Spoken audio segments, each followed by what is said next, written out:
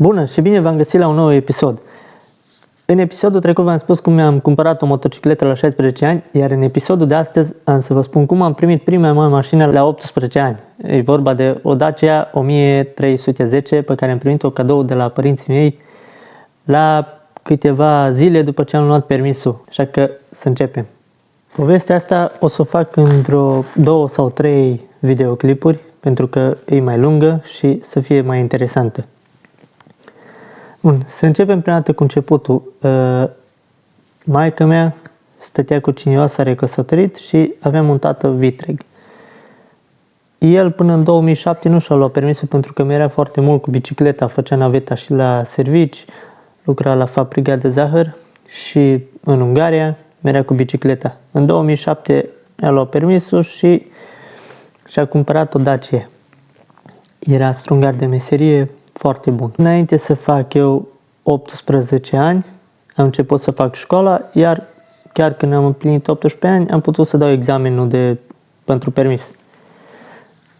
Înainte, cu un an de zile, ei și-au schimbat mașină și-au luat un Golf 3, atunci erau la modă, un Golf 3 break, 1.8 benzină, roșu, frumos.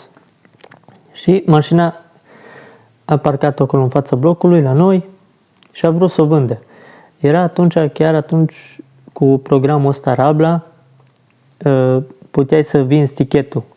Sau dădeai mașina la cineva, o băgai la Rabla sau o băgai tu și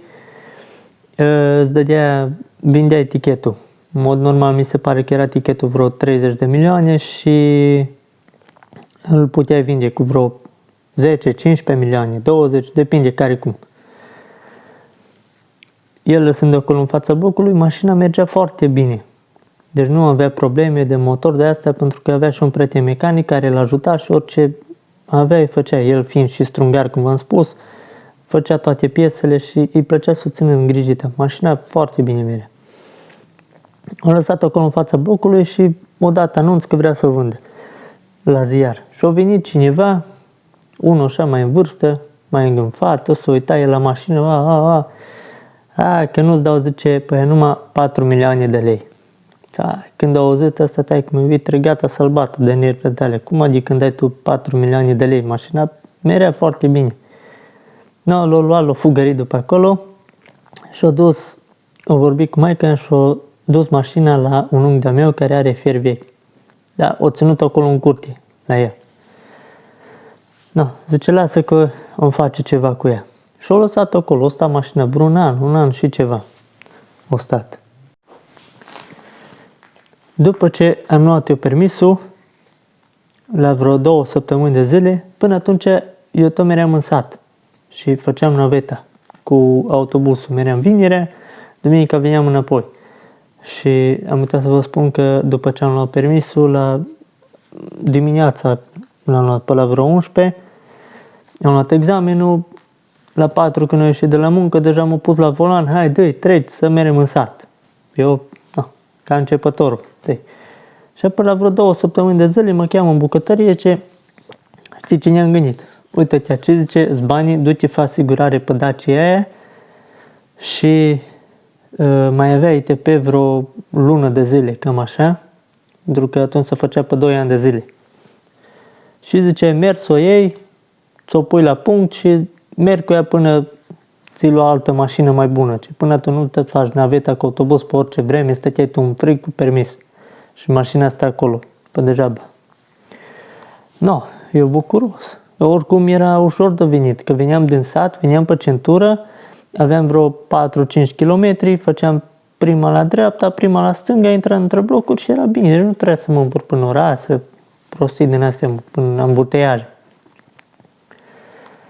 Și pun mâna pe telefon, îl sun pe ăla care v-am povestit din video cu motocicleta că mi-a desfundat-o și mi-a băgat la benzină fără ulei că a îngripat-o. El se mai pricepea, eram singurul care îl cunoșteam că se mai pricepe la astea și îl sun, zic, ce faci? Acasă stau, vii mâine să mă ajut să duc Dacia aia, să o facem nu știu ce așa. Da, zice, cum să nu vii? Bine. S-o luat, s-o pus dimineața primul autobuz, pe la 7 și ceva, l-am așteptat la autobuz, ne-am dus, am luat 2 canistre de benzină, vreo 10 litri și ne-am dus acolo Fier Vechi cu benzină, să pornim mașina. Da, ajungem acolo, ăsta cu fierul vechi mi era unchi și mie și lui. Ce faci unchiul? Bine, nu știu, am venit după mașină. Bine ați făcut. Mașina era cu roțile moi, desumflate, dar nu era, cum să vă spun, nu erau sparte, era numai moi. Și vede asta, pune contactul la mașină, nimic, nu. Zice, oricum bateria nu-i bună, câtă vreme stă mașina? De un an și ceva, nu. De o drecu. Zice, unchiul, ne dai ceva, dar zice, dacă găsim ceva baterie bună, mergeți și cotați-vă acolo. Zice. Ia asta baterie veche jos, ia un fir de la de sârmă așa și merge la baterie. Pune una pe minus și una pe plus, face așa, tic, tic, nimic, caută una, 2, 3. Avea un container de la mare, 1 metru pe 1 metru plin cu baterii. Tă scotea de acolo, tă scotea, bă, niciuna nu-i bună. Și când pune la una, deodată face o flamă din aia, așa s-o spărea că tătile o scăpa jos. Na, bine, zice, asta e bună, hai că mergem acolo. Mergem acolo, se apucă el, curăță bornele pe acolo, ce știu ce face, pune bateria la loc, strânge bornele bine, hai să vedem, pune contactul, bă, la prima cheie o porni mașina, toată lumea s-a uitat pe acolo de număr, dar de câtă vreme stă mașina și câtă era înțepenită pe acolo. Zice, asta are 1 an și ceva. Pornit o mașină la prima cheie, n-am avut treabă cu ea. Na bun, am să o mișcăm de acolo, ce să o mișcă, mașina era înțepenită, bagă el în viteză, ce să o bagi, că nu merea nici în față, nici în spate. No, iar, o lăsat-o de să meargă mașina, s-o lua el, s-o băga, că nu putea nici ridica pe cric pe din astea, nici nu aveam, dar nici nu puteai ridica, că era era destul de coaptă cum a stat acolo. Voi povesti eu mai departe, că e aventură mare cu ea. Până la urmă bate el pe acolo, se bagă pe sub ea, bagă șurbențele, strânge, plăcuțele de alea, dă cu spray-uri de rugină, ce știu ce mai făcea el pe acolo. Începe și gata, o strâns roțile. Se urcă în ea sus și începe, bagă în întâia, mere mașina un pic în față, o bagă în spate, vine cu ea iară încet în spate, iară bagă în față, iară când o bagă în manșalier, odată o leacă mai tare, pof, direct în gard. Pută-te, dar ce faci? Nu mai avut mașină frâne, că doar, cum a stat acolo, că nu dat, noroc că nu era gard ăla de plăci, de beton. Noroc că nu le-a găurit. Mașina nu s-a văzut. Și se uită el, zice, stai că vedem. Am unii uitând să nu fie spartă ceva conductă. Deschide el capota și unde avea borcanul ăla de lichid de frână, deschide acolo, să uite, bă, lichid este, zice, taci că e bine că nu s-a întâmplat nimic, zice. Ceva s-o fi destrânsă conductă, o fi primit aer, nu știu ce. Se apucă el, se bagă pe sub mașină, le strânge, nu știu ce face el pe acolo, mă pune pe mine dă-i la pedală, ține apăsat, dă-i pedală, ține apăsat, pută-te și pedala și ținutul și deja mă dispera, că vreo jumătate de oră mă tot asta am făcut, am morțat piciorul, tot așa face, No, începe până la urmă și eu făcut niște frâne, dăm 3 roți, pe una prindea, era bun, bine că o făcut frâna de mână, te prinde, avem treabă, deci aveam frână pe roată. Era bun. No, am început aventura. Hai să o scoatem și să o ducem acasă. Și încetul o scoate el afară, din curte de acolo, trăgem prima pe dreapta. No, hai, urcă-te la volan, vedem cum o mere. Mă urc eu, de să învăța. Eu am învățat ca la alte mașini. Când am făcut școala, pe Logan am făcut școala, dar învățat, întâia, doua, ușor de să meargă. Bă, nu nimeream nici cum vitezele la ea. Te bag în viteză. Nici cum. Nu puteam, nu nimeream. Deci stai așa că am eu o idee, zice că tope șambreajul, eu ți le bag în viteză. Și începe și poc, repede în întâia, lăs de ambreiaj, încet accelerație, mere mașina. Bă, băgam ea. Ce ambreiaj? Nu mă apăsam ambreiajul, el schimba viteza. Zici că eram de la cu cutie automat. Eu apăsam ambreiajul, el schimba viteza. Și așa ne-am dus până în Sadea. Până acolo e aventură mare. Trecem calea ferată, ieșim pe centură. Și începem și dăi, tot așa încetul, că nu ne-am dus cu vreo 50 de că l-am sunat tirurile de numă. Să auzea și un zgomot că era spartă toba, pe acolo, pe la tubul ăla flexibil. Și o gălăgie după noi, și cald afară.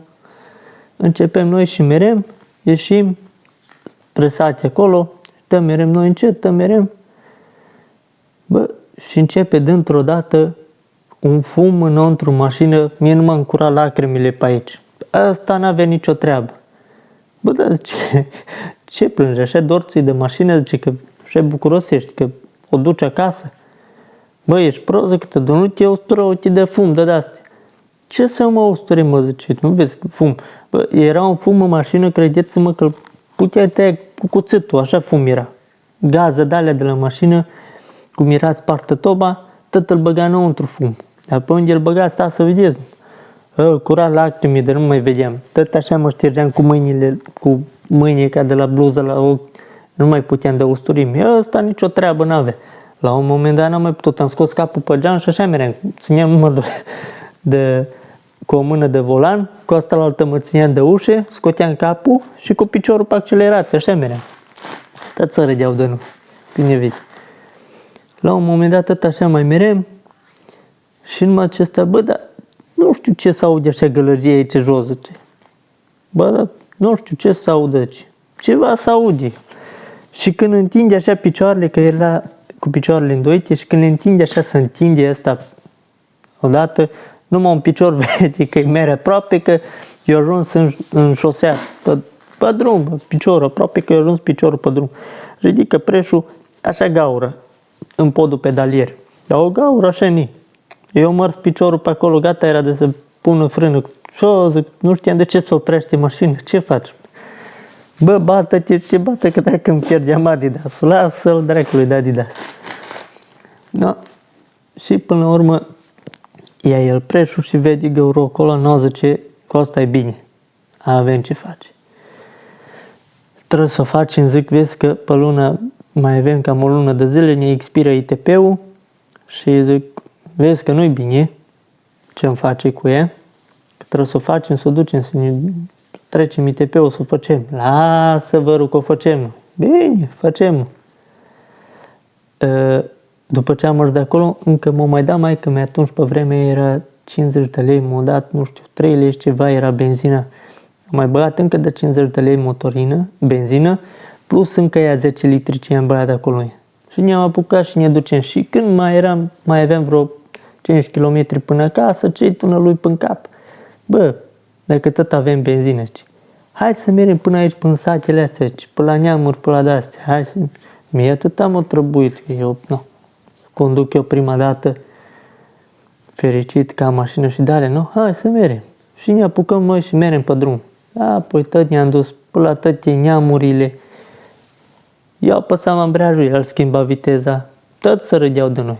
Când vreau de să dau manșalier sau un ceva, el băga în ăsta, bă, dar du-te singur, zicea ăștia că nu, că nu mă duc fără el, că e o vrăjală, pe dânge, că nu, bă, nu știam, nu le aveam, nu știu cum învârtea el acolo și până la urmă m-am învățat și eu, dar vreo 2 săptămâni tot așa m-am dus, stă cu el, eu apăsam ambreiajul, el schimba viteze. Și apoi atât am umblat cu mașina până ce am rămas fără benzină. Deci cred că vreo 20 de litri am consumat. Și mânca la 10 km litru de benzină. No, de acum înainte am terminat cu partea asta, o să înceapă partea a doua când am început recondiționarea la mașină. Ne-am făcut rost de piese noi nouțe, pe câte o sticlă de bere, câte o sticlă de bere. Și e foarte interesantă, așa că rămâneți aproape, abonați-vă cei care nu sunteți abonați și dați-mi un like, asta mă ajută foarte mult și un comentariu. Așa că vă mulțumesc că m-ați urmărit și ne vedem la partea următoare.